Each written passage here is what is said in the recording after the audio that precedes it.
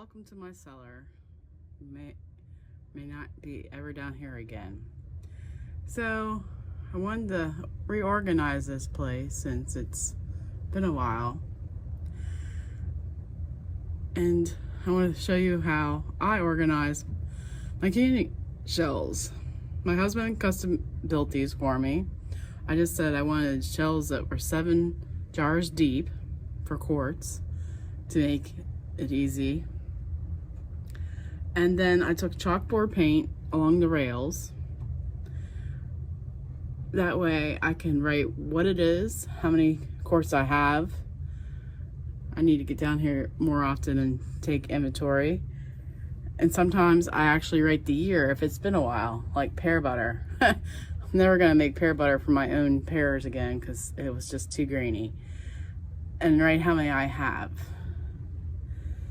And like with my beets, I have to write that there's more down below. So we know, oh, maybe we shouldn't make some more of that.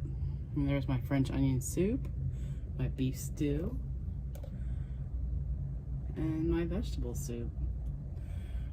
And look at my gorgeous green beans this year. Can't wait to dive into those, along with my Swiss chard. And my applesauce.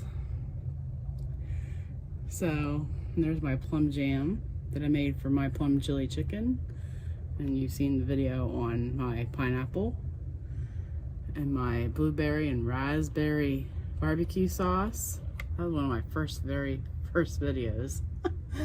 Oh. And yeah.